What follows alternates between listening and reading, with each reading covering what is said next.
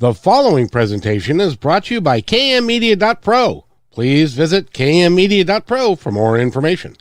Now stay right where you are as we present.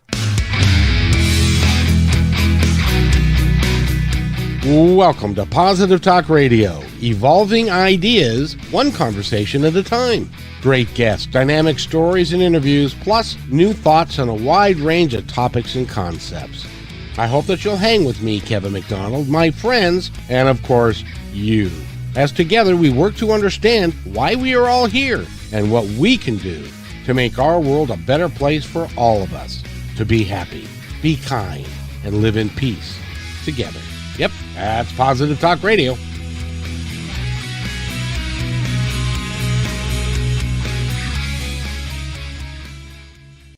Welcome, everybody, to another episode of Positive Talk Radio. It's a Monday, and it's a very nice day. Reverend Rob Lee is with us today. How are you, Reverend Rob?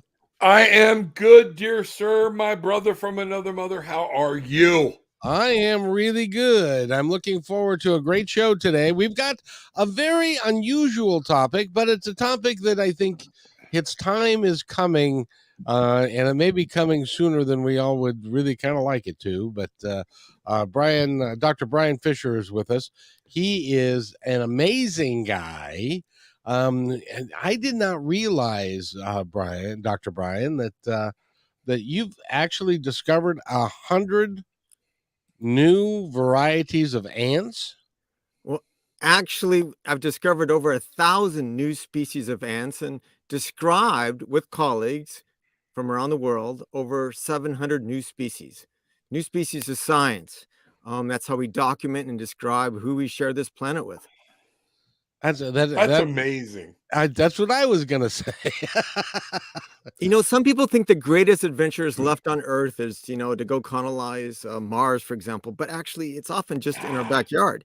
But we have to go out with new eyes and look and ask these basic questions. Who do we share the planet with? And you know what I love about that is I've always said all along, we know more about the moon than we do the depths of our own ocean. That is true. And it's just, all these different species that keep popping up. We think we know it all. And then there's a new ant that walks out and goes, yeah, you haven't met me yet. Hi, how are you? It's a basic question, and it's just like food. We take it for granted because it's so basic, right? But it's actually very complex, as we'll discuss later, about the implications, right? So you could say, why do we need to actually document diversity? Well, it's because the same reason you say when you take a picture of like the moon or the stars, one picture doesn't really say much. But once you start documenting the fullness of it, it allows you to actually put humans in a new, context. And that context is our connection to the world around us. Without that connection to our food systems or to the life in general, we're going to be stuck. Well, you had mentioned in one of your writings that for the first time in history, that we are losing more species than we are gaining. Is that true? And what does that mean? Well, when we describe new species, we can say we're documenting them, but the rate in which we document is actually quite slow. Yeah, for ants, for example, we only describe about 200 new species a year. But in general, we're actually losing species because of this rapid diversity decline, where we're having dramatic effects on the environment now, reaching that tipping point where we start noticing that we're losing things. Now, we do notice when we lose something big, if we lost all elephants, everybody would be talking about it. But we have hinted at that the number and abundance of insects, for example, is changing. If you just drive around the U.S. in the summer days, you'll notice that 30 years ago, you had a lot more insects hitting the windshield and a lot fewer now. That's just an example of the loss that's happening, that being human, we just adjust that and go, oh, that's how many insects should be hitting our windshield, without even realizing there was this abundance before, that maybe if we saw that abundance now, we'd be grossed out by it. But actually, it's the beauty of nature. One of the things that I remember when I was a kid, and Rob, I'll bet you, since you were in Florida, I'll bet you do too. When I was a kid, there were bumblebees everywhere. And if you had some flowers out, there were always bumblebees. Now I don't hardly see any. What's going on? Do you have any idea? Well, bumblebees are one of those important species that impact an important process called pollination. And we do know that there has been a spillover of pesticides that have impacted a lot of the bumblebees and bees around us. And those are important components. Now, we've tried to replace all the native bees with the imported bee to do the job of pollination. But, there are amazingly diverse, over 1,000 species, just like in Southern California, of bees. It's just amazing. There are? Yeah, bees are super diverse. It's just phenomenal. And the peak diversity of ants is like in the tropics. But for bees, it's like in an area between New Mexico and Arizona. There's just like the peak diversity of bees. It's phenomenal. Interesting, Rob. Yeah, first off, Sieglinde, Deborah, my tribe showing up. Bangarang. How are you, girls? Glad you are here. Thank you very much. But Dr. Fisher, I know one of the things I've noticed in my area of going missing were fireflies. It used to be a yearly thing, all the kids out in the neighborhood catching fireflies. And I have not seen fireflies in my old neighborhood for years. Are fireflies being endangered or subsiding, or is it the pesticide thing you're talking about? Well, what's happened there, I don't know locally, but in general, these issues of species decline with insects has impacted all the insects, and including those beautiful lanterns that light up at night that we all appreciate when we're camping in the Midwest and elsewhere. But it's a sign that we are impacting the environment. Sadly, we don't have like a Dow Jones index to the environment where we actually can say, yes, it's embarrassing, right? We don't even have the details to say this has changed and what's causing it. We haven't monitored biodiversity. And it's because somehow, for example, insects, you say, why? Why why should we be studying the insects? Well, I think we're beginning to realize it's part of the glue that holds the world together. And without that glue, what's left?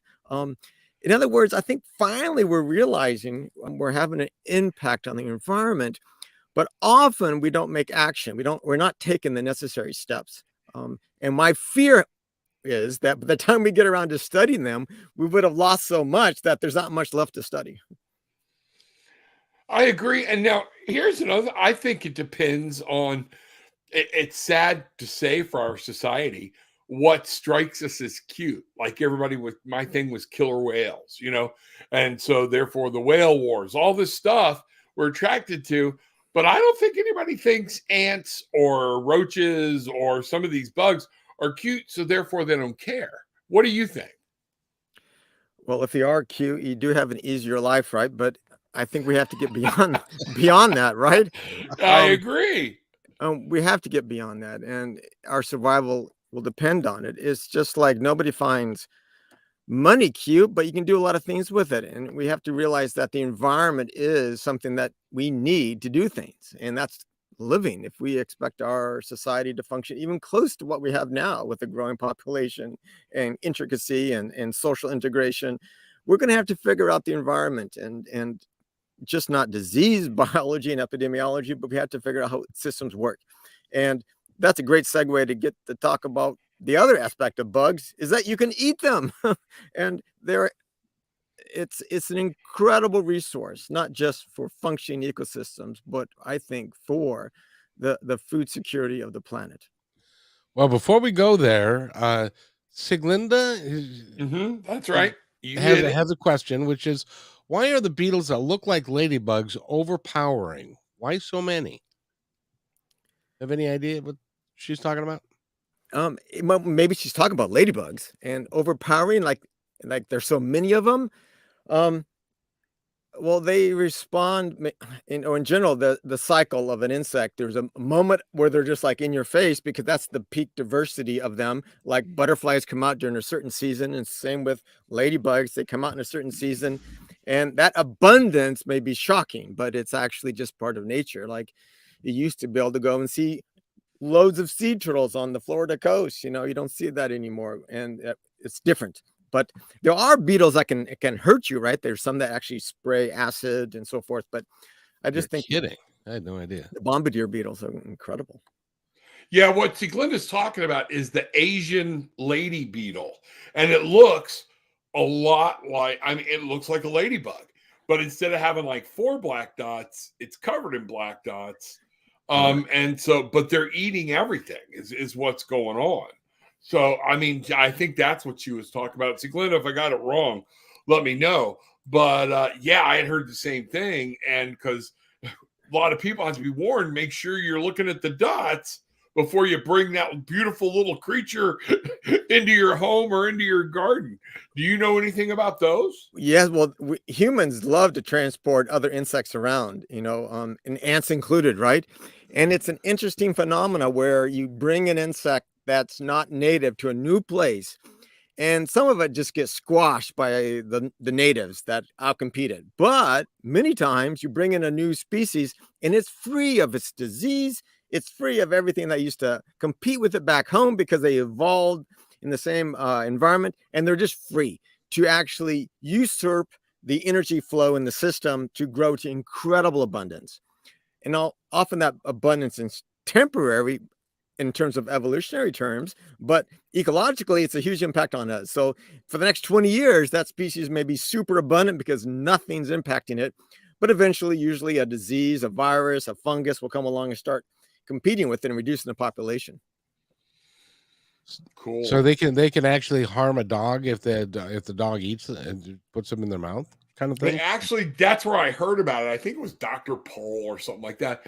They're eating the plants, or and these don't digest or crunch. They actually kind of grab hold inside and hold on up in their gums and form, and they're very harmful. Yeah. So yeah, but they're so pretty, kind of like my ex-wife, very harmful, but bad looking. So Dr. Brian, one of the reasons why we wanted to have you on was because we're going to talk about a subject right now. First of all, there's 7 billion people on the planet, and our food supply is going to at one point come into question, that we can feed everybody given what we currently are doing. And you're working in Madagascar because they've got a problem there, and with drought, and they're at risk of not being able to feed their population. And you're working with a project to help them do that. Could you describe that project for us, please? Right. So food, I can just back up. If you just give me a moment to explain how I fell into this Yes, issue. please. And I'm a biologist. I was drawn to Madagascar for the same reason you would be as a tourist, because of its unique place. Like all the lemurs, the primates, are only found in Madagascar, all over 130 species of them. And that's the same for most of the animal life and plant life of Madagascar. It's only found there because it was isolated. So it broke away from Africa along with India about 120 million years ago.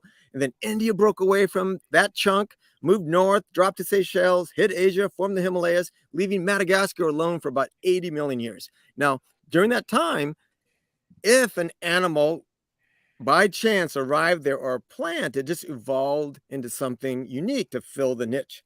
It's kind of like that invasive beetle, right? It just arrived and it's like, wow, this is great. I can go to town here.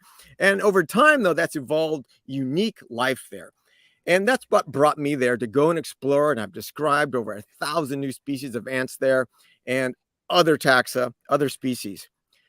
But to get to forest there's only about 10% of the forest left. And you have to make this an incredible human effort to go and get to that forest, and you go there and you make these discoveries, and you get back to the lab, and 2 years later you want to go back to revisit what you discovered to learn more about it, and then the forest is gone.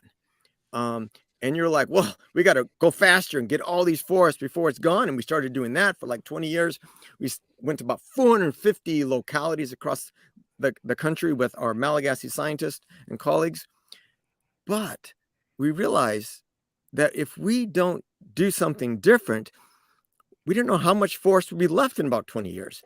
So we started looking at, well, what are the issues that are underlying why this forest is being lost? And it's not like there's a giant deforestation program run by a corporation. It's actually people living around the forest making daily choices about how to feed themselves and their kids. And it's that question, how to put food in my stomach, is driving deforestation. That drives them to go in and hunt the lemurs. It drives them to go in and cut down the forest to grow maybe corn for just a year because the soil is poor, and then cut down more forest the following year. So we thought, is there anything we can do to actually stabilize that, issue about food security? And I thought, as an entomologist, I have nothing to contribute. But then it just hit me. Edible insects. We've seen everywhere we've gone to in Madagascar, the locals eating edible insects. And we thought, well, what if we could actually, instead of making that insect that's abundant for 2 weeks of the year, if we can make it abundant all year? So instead of just foraging for that insect, we can make it just like potatoes and rice, just right there at the doorstep, so they don't have to go and cut down the forest. And that's what we began to do in Madagascar, to use edible insects. But this dream, if we could provide food security, the people will stop being hungry in Madagascar, the children won't be malnourished, and we'll be able to lessen the impact on the biodiversity, on the forest. You mentioned about one of the particular insects that are there. You called it the bacon bug. Is that right? Yes. And so we didn't know much about the bacon bug initially. We went around all over Madagascar, kind of surveying the attitudes, perceptions, and what they ate. We tallied up 130 species. But everywhere we went, what came as what the locals liked the most was the bacon bug. They don't call it the bacon bug. They call it secundri, but we call it the bacon bug because it tastes like bacon. You can just put it in a skillet and fry it up, and you don't have to add oil or anything. And it's delicious. And everybody loves the bacon bug. In fact, it even sells, if you have extra, you can sell it on the market the same price you sell shrimp. It's actually delicious. Rob? Okay. Now, here's my question, though, and I hear you and I understand it, that in a perfect world, we breed these insects. Nature has a reason, though, for them not to be abundant year-round. What do these insects eat? Great question. Why aren't they abundant year-round? So the same thing as if you were a hunter, right? There'd be certain seasons you can go hunting or fishing, or there's seasonality to all life. And what we wanted to do is if we could find the insects they like the best, and there's a couple that we chose, if we could figure out the biology of the farming system so that they're not hidden during that other period, or they're constantly abundant in a way that we could do it. In other words, figure out how to farm them like chickens. They've, over the last 30 years, they've been able to really improve chicken growth by 400%. They improved their efficiency of conversion of chicken feed to, chicken more efficiently. But what if we could be doing the same through insects? Now, I want to back up and say, why even think of this? It's because insects are the most efficient converters of what you would consider waste, plant matter, into protein. They've had over almost 300 million years of time of evolution to actually be that efficient converter. And why insects? Also because they're not warm-blooded, like a chicken, like a hog, like a pig. In other words, you can actually, you don't have to waste all that energy on keeping your body cool or warm because you have to be warm-blooded. So you can use a lot less water when you're growing them. And that's one of the beauties of it. And as it turns out, when you actually eat an insect, unlike like a steak or a chicken, there's a lot more available micronutrients for you. So you get more for your bang when you actually go and eat a spoonful of cricket powder versus a spoonful of meat. Okay. So let's talk about crickets, because that is one of the species that you are working with to see if you can't solve the hunger problem that is going on in Madagascar. So over half the species that they ate in Madagascar, and it's very similar to Africa, were orthoptera. These are the grasshoppers, the locusts, and the crickets. And we found out that there's many species, because what they do is just choose the most abundant one that's locally available. So it's not like the bacon bug where it has to be that species to eat it, because that's the tasty one. With the crickets, it didn't really matter. Or if whatever species we could actually farm, the end result, the taste was basically the same, and they could use it in their same way of cooking. So they were happy with it. So we went from looking at grasshoppers and locusts, which ended up being very complicated to farm, to choosing crickets because it was just easier to farm. And that's where a lot of fun science began in this process. As a scientist, I was worried I was giving up science to do this project. But as it turns out, it's all about science. We had to actually first figure out what species and figure out the technology to farm them. And then everywhere we went, there's a different habitat and different species of crickets. So we wanted to actually, we're changing our cricket species, no matter if we're going in the desert versus the rainforest or high in the mountains. It requires a different locally adapted cricket species to be able to farm. And it's been really fun figuring out all those kind of neat questions about how to farm at scale, not just like to feed a family, but to feed a whole nation. So again, I want to follow up on that, like with the bacon bug or crickets or whatnot. What happens? And remember, I'm from Florida, so there's a reason this pops into my head. Okay, people brought the snakes, pythons, boas, things like that. Now they're not from this area, so that was really stupid to do to begin with. But they started they were selling them, okay, and the little thing called Hurricane Andrew came through, wiped one of these farms out, and now the glades, and they're invading into Miami, and everything are actually there. They've become an invasive actual species. So the bacon bug is, are you saying we could move that from one continent to another?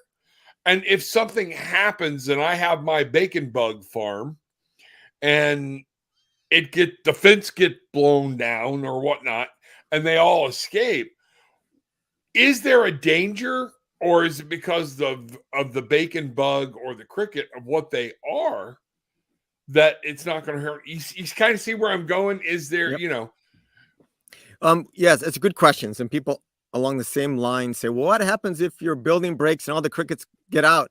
Well, they just eat all the local food, for example, other people. Well, why in Madagascar in particular, we don't want to introduce an invasive species? That's just not the right direction we want to go. So that's why we're using local species. So we're actually farming a species that's abundant right outside. And that's why we keep having to change species wherever we go and set up a farm in Madagascar, because we want it to be a local species. So we have more work to do, because we're not just farming one cricket species, we're farming a different cricket species based on the local habitat. Now, cricket farming is an international business right now. There's cricket farms in Florida, Canada, all over the world. I think there's like 10,000 in Thailand. And they all farm just 2 or 3 species around the world. So already people have found ways to control it, and they're farming it few species that are actually now so widespread, it's already out.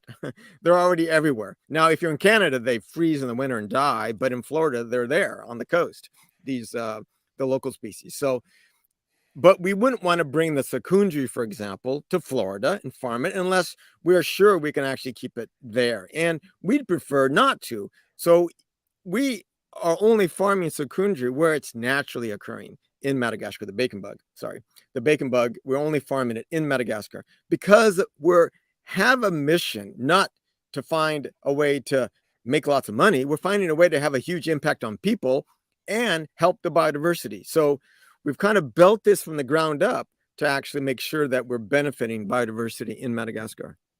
Okay. Because Kevin, check this out. Baconbug.com. Okay. It's there, but there's coming soon to North America. So somebody's already thinking, that Brian's got the idea. They've got a pig with a ring in its ear and a bunch of worms, and they're talking about saving the lives of pigs, and making vegan bacon better by using bacon bugs. I haven't really even catchy. seen that. No, check it out. But it goes into what we're saying. So now somebody's bringing a Madagascar bug over here. What would we have to worry about in the United States if the bacon bug broke loose? I was trying to find another. They won't be able to get a permit very easily. So it's a long process, and I don't think they'll be able to get it, especially in Florida. Maybe in Canada you could, because they have a big winter and they're not worried about it escaping, but I don't think so. But the bacon bug is interesting. So bacon bug work is done with our colleague Courtney Borgeson, who's wonderful, and she's really gotten into this and is like really running with this project in one area of Madagascar. And we actually only kind of semi-domesticated farming the bacon bug. We haven't broke the secret yet. We cannot large-scale farm the bacon bug. It's semi-wild cultivation. Unlike the cricket, where we've kind of broken the system and we can farm them in a building, in a warehouse, at any scale right now. And the bacon bug still is, I really want to figure out how to do it at scale, but we haven't cracked it yet. So we still need to be actually in Madagascar farming that. So, Dr. Brian, I wanted to ask you, and Reverend Rob brought it up, the introduction of the anaconda, and there's also a couple other large constrictors that have been introduced into the Florida Everglades and stuff, and they can't find them, and they're growing, and they're disrupting the ecosystem. What's the scientific community think about that? Is that going to become a huge problem for? Well, I imagine it already is a huge problem, but how are they going to, are they going to be able to put the toothpaste back in the tube, so to speak? So eradication of invasives is a huge topic. And if you're a small island, like a bird sanctuary on an island, there's a lot of investment in eradication of cats, of goats, of other insects, maybe even ants on Santa Catalina Island. That is impacting it. But once it's out in a huge area like Florida, there's like no way. So the cat is out of the bag, and there's no way of going back. Now you can kind of look for ways to have a check on them. I think there's roundups now, but I don't know if that's having any impact at all. But eventually, not in maybe our lifetimes, but eventually nature will have systems. Other animals will learn to actually prey on them if they're allowed. So if we have any other predators, there would be the bobcat, I guess, or something like that, will learn to actually prey on them, like the eggs. Somebody's got to love to eat python eggs, right? So something eventually will learn to capitalize on that resource. Yuck. I am so glad. I hate snakes, and I just can see there being like. Well, did you hear about the gentleman the other day that was driving down the road? It was dark at night, and he ran into an 11-foot alligator in the middle of the road, and killed the alligator and himself because that sucks. He flipped the car and ended up upside down in the ditch and stuff like that. So, I mean, where was that at? It's Florida. Okay. That's why it didn't make the news down here. Okay. So but it's tough, because some of these species. So, I'm just glad that in where I live, it gets cold enough to where, rattlesnakes and all those things, they don't want to live here. But it is interesting, our acceptance of abundance of nature, right? I really like it about Florida that they do accept the abundance of alligators, right? I mean, if you go to, I don't know, Wisconsin, and they get 200 wolves there, they go crazy, right? I mean, they just go like, there are more people being hurt by dogs, but all of a sudden, if one thing gets hurt by a wolf, all of a sudden it's out to get them, because we have this historical baggage of always killing wolves, and that we just can't get rid of it. But somehow, maybe because for some reason, that history is not there for alligators, and we still have them, and I love it. Okay, so let's turn back to now. I grew up in the food service industry, and I would like you to tell me how we can package crickets so that people will eat them here. Well, that's a great question because, we have nothing but acceptance right now in Madagascar. Like, we cannot produce enough to meet the needs of our programs. And so I, as a Westerner, was very worried about perception, right? And I was like, oh, let's do this study to figure out if people eat it. It's never been an issue. For example, we have a school lunch program, worried about what age group the kids will actually, or if they're in the city versus the country. Well, we had all these studies going on, and it's never been an issue. Why? Because it tastes good and it's tradition, right? Tradition is an important word there. And now we go to health clinics and we try it there. Well, people want it. Well, they want it because they see immediately the people that have cricket protein in their diet are responding to medication, are gaining weight, and are getting better. In fact, our tuberculosis clinic, where we first did the trial, half the patients had cricket powder, half of them didn't. Those who didn't did a sit-in and demanded, and they refused to eat unless their meals also had cricket powder. So bingo, it ruined our experiment, but everybody got cricket powder and everybody got healthier. Now all the clinics want cricket powder in Madagascar. And for famine relief, people love it too, but they're like, oh, maybe just because they're hungry, they'll eat it. They'll eat anything. But it's not true. It tastes good. So to me, the challenge, if you go to the Western diet, is how do you get it to people to try it? Because if they try it, they'll already have, or it's like just trying it's the gateway. If they can get over that initial hurdle, because it's not tradition, because it's new, those two things are the challenge. And one way to do it is to kind of just slip it into food as like hamburger helper. So I don't think people are going to be ordering up a big bowl of cricket powder to serve at the dinner table, but they might realize that, oh, at the store, this meat product's getting kind of expensive, but if I buy this over here with it's like a cheaper hamburger, and I'll buy it, and the kids love it. So bingo, and that's how we get it in.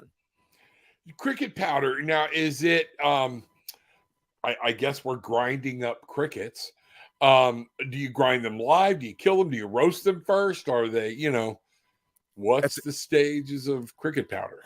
That's a great question for a couple of reasons. One, we wanted to actually produce something in Madagascar that was part of that tradition.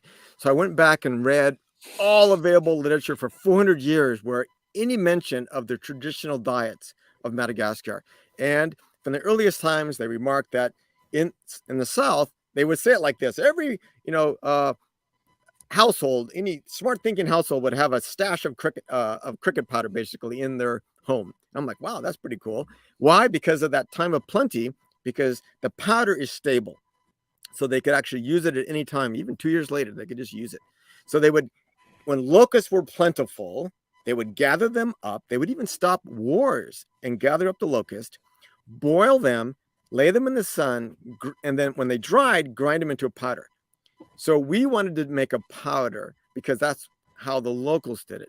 But as it turned out, it's actually the best way to conserve it. Once it's ground to a powder and sealed in a bag, it's good. It's got a shelf life of minimum 2 years. And that allows us to ship it anywhere in Madagascar for famine relief, for school lunch programs. It can just sit there, not in refrigeration. And then, you scoop it out and add it to your sauce for your hamburger helper, whatever, or your spaghetti sauce or your sauce on your rice. So that's the beauty of it. But if you talk about farming practices, the beauty of farming crickets is that you don't harvest them like a cow in their youth. You don't harvest them before they become an adult.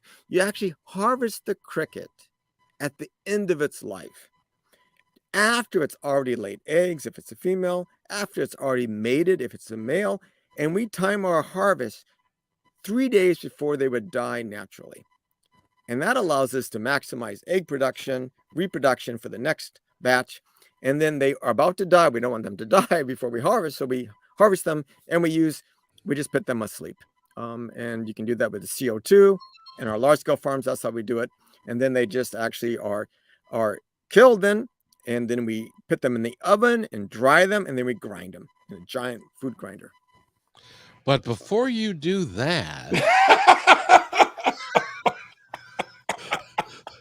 you harvest their poop. Yes. And this was like a, a surprise benefit in the whole process. I don't know of any Oh, other I'll industry. bet. We're just farming. Then we're like, well, they produce a lot of poop. And as it turns out, this cricket frass is a brilliant fertilizer.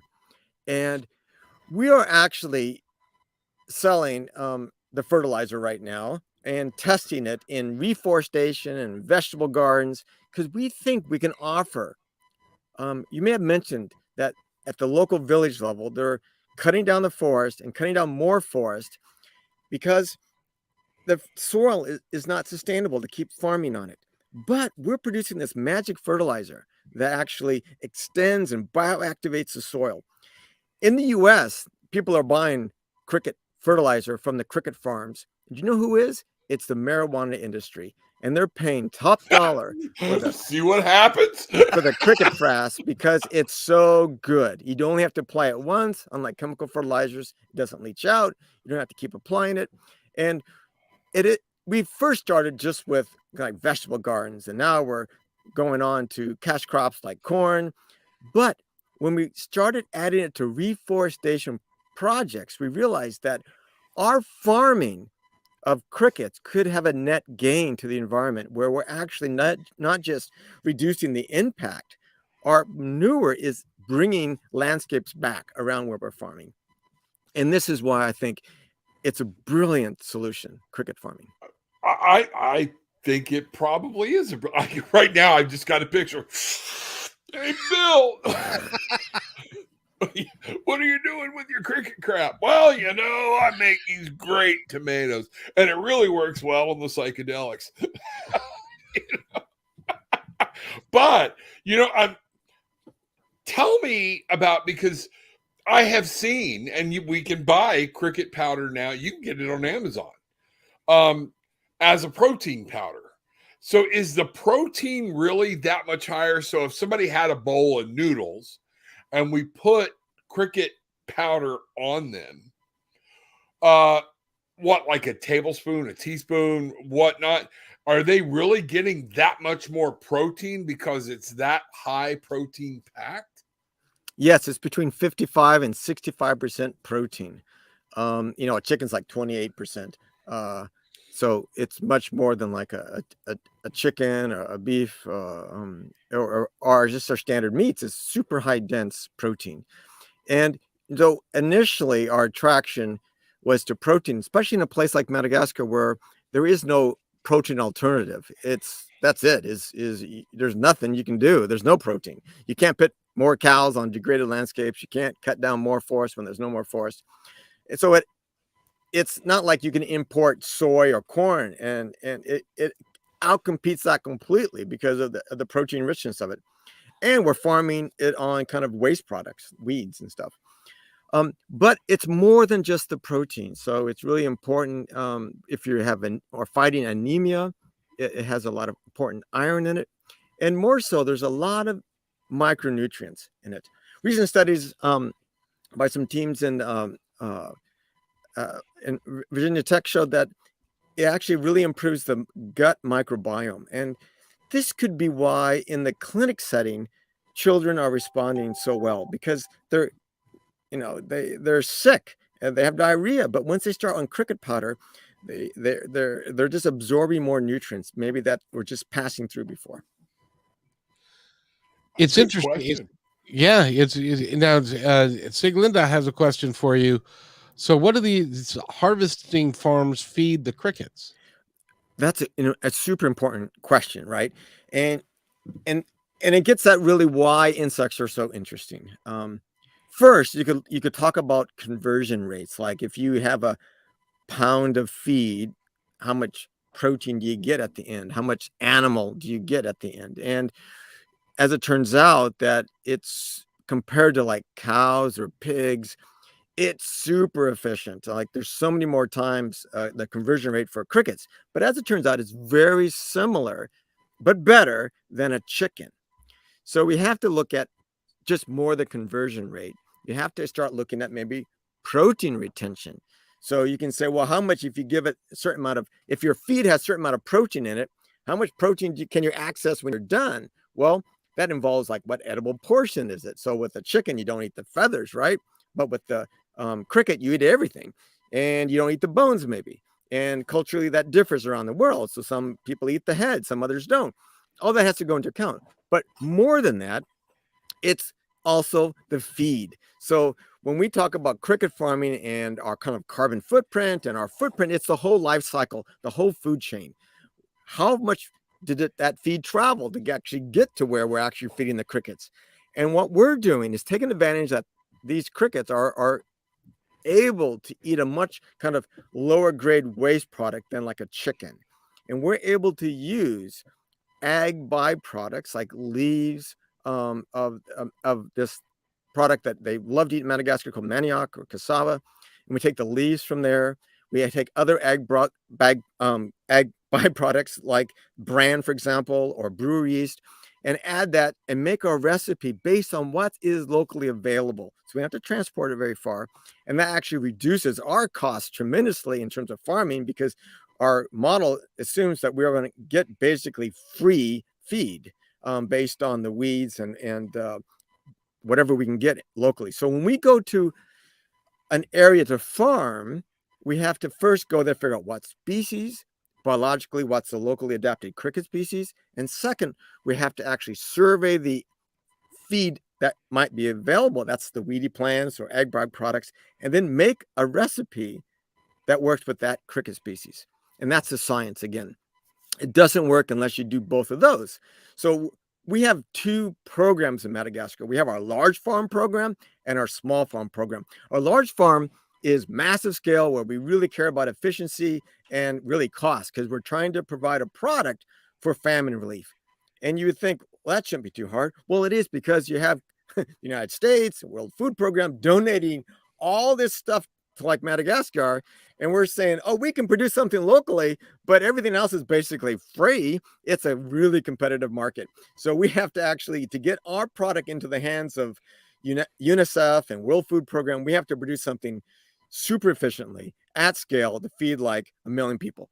And that's been a challenge we're working on right now. And we're just opening actually on April 15th, our first large scale farm of about 20,000 square feet to test this model.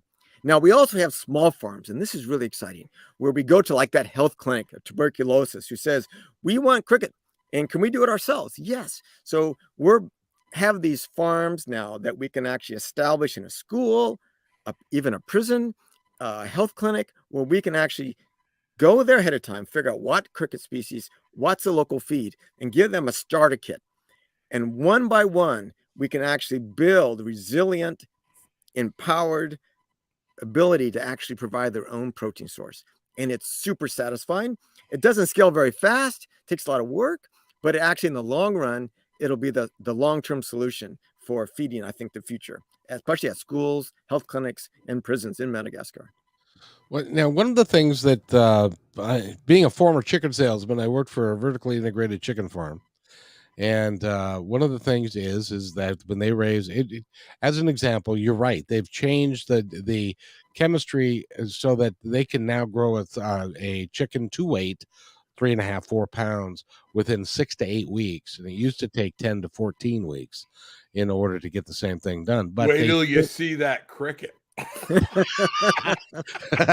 can and they also use grains and feeds and things that you can feed to humans to feed the chickens, that if you can get away with feeding the chickens less quality stuff, and then that leaves more stuff for us to consume as people. But the other thing is, chicken farmers, and it's not widely talked about, but they do use antibiotics, and they do trying to keep the flocks healthy while the chickens are growing and stuff. Do you have to do the same thing with crickets? Do you have to feed them things to keep the flock healthy?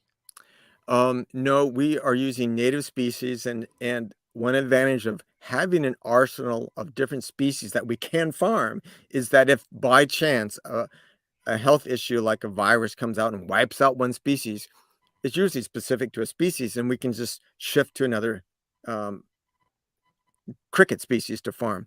And we can ramp up very quickly. One brilliant thing is that you can actually produce a lot of eggs in 6 weeks, and you can actually just scale up a cricket farm starting from nothing in 6 weeks. So it's exciting that way. But this idea of mass farming is really the only way to think about insect farming, just like you think about crickets. This idea of vertical farming at massive scales, that is how cricket farming will be in Madagascar if we want to address the acute need right now. And we're trying to figure out, and actually for me, when I began this project, it was just small scale farming.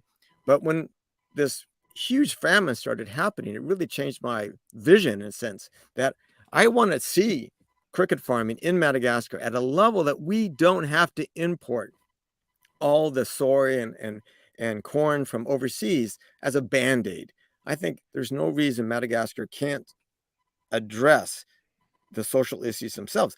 We have such a wonderful, enthusiastic Malagasy team, and they're making great strides every week in figuring out how to farm better with less time, less water, less feed, and it's exciting. So, they've had 50 years to do this to chickens, and I think in the next few years we'll be having incredible breakthroughs too.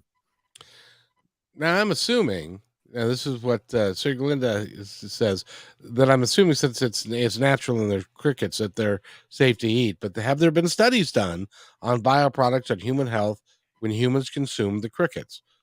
Yes, there's been a huge number of studies. Edible insects did enter the human food chain in a big way about 10 years ago, along with, the pet industry. Now all the pet food has it already, if you didn't know it. And so there's been lots and lots of studies, and they've reaffirmed a basic premise that, we're not related very closely to insects, and therefore there's nothing that gets transmitted from an insect like a cricket to us if we eat it. Unlike pigs, chickens, and cows, right? There is no disease like mad cow disease or avian flu or something like that we have to worry about coming from a insect like a cricket. And that's the beauty of it. Now, that said, people are allergic to like crustacea, clams or shrimp, right? And insects are related to crustacea, and therefore, those people who have an allergy to shellfish or shrimp, for example, they should go slow in the beginning when they start eating crickets or insects, just to see if that also would impact them. Some don't at all, but some may. Do you really think going slow when you start eating crickets is going to be an issue? Kevin, for our show on the 11th or the 12th, while we were sitting here, I'm on Amazon. Cricket bites. There is a cheesy ranch, a buffalo wing sauce, and hickory smoked bacon. I just ordered a variety pack, and we'll try them on the show for something new for the week of the 11th. Oh no, we're gonna do that in Florida. That's for sure. I'll fly down for that. I did have a question for you. You betcha I will. You laugh, but you're gonna enjoy eating those. Hey, if it's out like this, I'll try it. I have to tell you how I eat it every morning, because in Madagascar it's easy to eat it the traditional way, which is like adding it to a sauce like lentils that go on rice. You just take a spoonful. That's all you have to do. But that doesn't really match. I don't eat rice every meal like they do in Madagascar. So here in the US, I just love yogurt in the morning, and instead of granola, I add a spoonful of cricket powder and stir it in, and it's delicious, and it's just a great easy way. And that's what these are actually, the whole dried cricket. So we're gonna go big. Go big or go home. So if this turns into Jeff Goldblum and The Fly. By the way, they introduced those as a novelty item at Safeco Field for where the Mariners play in Seattle. They no longer have that on the menu. Well, they're coming Because out of Oregon, so it's probably the surplus. exactly. I did have a question for you because, and it has to do with cows, because one of the environmental impacts of having too many cows is the effect of cow farts on the and methane in the world. Do I don't know this. I'm sure you do. Do crickets fart? No, they're not farting, right? No, methane is a byproduct of rumination and so forth, and it's not an issue at all for cricket farming. Wow. So yeah, actually, if we could decrease the amount of beef that we are using, and that would actually save the planet in that respect as well. You know, there's no way we're going to reduce anything, right? I think what we're talking about is just like human population is increasing. It's doubled in the last, 50 years. It's going to double in the next 30 years, like in Madagascar. So we can't even feed everybody right now, right? And, it's just like when your bank account goes below zero, everything's just dandy, right? Until it's below zero, right? And for those people who are hungry, that's below zero, they have to make new choices. And it's whether or not we as a community, before our collective bank account goes below zero, if we're willing to actually test and try something new. And I urge everybody who's listening to go and try something new. Well, I applaud you. I applaud you, Reverend Rob. You're the man, man. We're gonna try it, brother. Now, We're gonna try it. Are there any of the tribe that live close to you? Like we could put them on the air, and you guys could eat it together. I like Siglinda. Is she close to you? It would be fun No, for her. she's in Jersey, but there are quite a few people in Florida. So but they're spread out all over Florida. So we'll have to see. I'll put that out there to see who wants to try it, and maybe we'll send them a Zoom link and we can all be on. And what got me was the flavors, buffalo chicken ranch, ranch cheese, and crunchy cheesy ranch. Yeah, okay. Well, I got a question for those of you that are listening and now and later. They've got this new hamburger that is a meatless hamburger patty, and it tastes just like a regular hamburger patty. Have you ever looked at the ingredients of what's in that? No, I have not. I would venture to guess most people have not, because it looks like, and it tastes like a hamburger. Then they might think that it has stuff that's good for it. But I can tell you, a lot of that stuff is engineered stuff, and it is not natural for them to put it together like that. And so they could throw some cricket powder in there, and it would probably do really quite well. Kevin, I think you're absolutely right. I mean, the sales are booming for that, right? And so people love it, and they don't even know what's in it. Exactly. And I think people realize we'll probably find out in 10 years all that stuff's killing us, right? And we're not even interested in it because it tastes good, right? And so we just got to get people willing to try it. Ain't gonna be bugs for me. Laugh out loud. Well, if I was starving, maybe. You see, this is what we're up against. Now, have you tried that Beyond Beef or whatever? It's amazing. I have, but do I still eat it? No. Do I look like? Yeah, no, they are. It's very huge. And by the way, I do, for anybody that says that they don't want bugs in their diet. If you're eating any processed foods in the United States, you already have bugs in your diet. Oh yeah. Another question we get often from vegetarians who are willing to try it, like, I can't stand the fact that you're killing an animal. And interesting enough, though, the vegetarians have never thought about the process of farming when they actually go and harvest like lettuce or something, or tomatoes. The actual machinery kills more insects than you would in our farm, right? I mean, the whole process of farming of vegetables kills a lot of insects, not to mention the pesticide. Yeah, the ecosystems we wipe out plowing up a field to plant our organic, vegetables for the. Yeah, for every action, there's an equal and opposite reaction, and we need to stop and think about that. I think that's a valid point. But I think kind of like what you said, there will be wacky people like me that will try it and see like that. Now, am I going to keep crickets stocked on my shelf? Not even if I like it. Okay. It'll be one of those things where it'll be one of those few things, but it lets you know how much we are not facing hunger. And it gives us something to be thankful for and grateful for in this country, that we're not resorting to, hey, when's it going to be Soylent Green? We're going to start killing old people 3 days before they're dead, and we'll have Charlton Heston running down the street. It's people, or whatnot. But we're not hungry enough. When you get hungry, you'll eat. Unless it's the bacon bug. Yeah. No, I think when you get hungry, you'll eat. And I looked them up. They look like mealworms, Kevin. So whenever we can get some over here, I'll try them too. I'm hoping they're dead. I don't want to be like.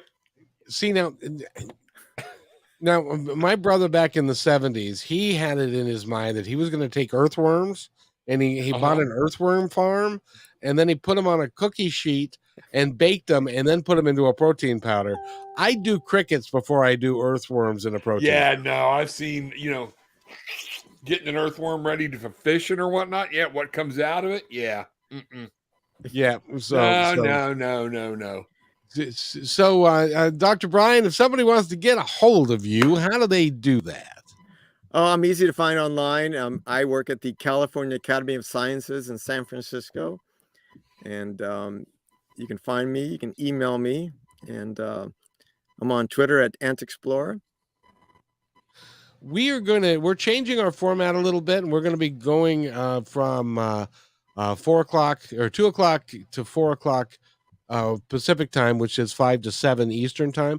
Can we have you back in a couple 3 weeks? And I would love to have you go through that, and even for the once you get the crickets in, Rob, we can have him back for that show, and we could talk about it.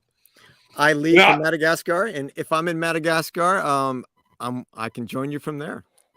That'd be great. And I'll even try to get one of my kids on here with me and see if they'll give it a shot, and just to see their face. So what time is it in Madagascar right now? It's 11 or 10 hours difference, depending on if they've done their time change or not. And I'll be there. I leave here the April 19th. Oh, it's perfect. We might be able to catch you before then. Yep. We'll see if my just be on standby for when my crickets come in, because I'll notify Kevin, and then I'll tell you my favorite flavor. I admire your guts, young man. I admire you. What you'll do for science is just amazing. Absolutely. You won't see this on Hell's Kitchen. No, but it might be a show one day. That could be true. So, but you know what? We got to try stuff like this. So you're right. We do. Dr. Brian Fisher, thank you so much for being on the show. It's been such a pleasure. My pleasure. For the best of you, eat bugs. Eat bugs right off the windshield. That would be fun. So thank you very much, Rob. I'll see you on the other side. We have another show that we're going to do right after this. And so we'll be back here in just a few minutes. So on Tarot with an Attitude and Positive Talk Radio, the YouTube channels. So stay with us. We'll be right back. And Dr. Brian, thank you so much for being here. Bye-bye. Bye-bye. Thanks for enjoying this episode all the way to the end. Please give us a like and subscribe to this channel. This has been a production of kmmedia.pro. Please visit our website, oddly enough, named kmmedia.pro, for more details about us and our mission, which is to provide great positive programming designed to inspire us all. I'm Kevin McDonald, and I'm proud of these shows, and I truly hope that you'll like them and share them with friends and family. So on behalf of our entire team, remember, be kind to each other, because each other's all we've got. We'll see you next time.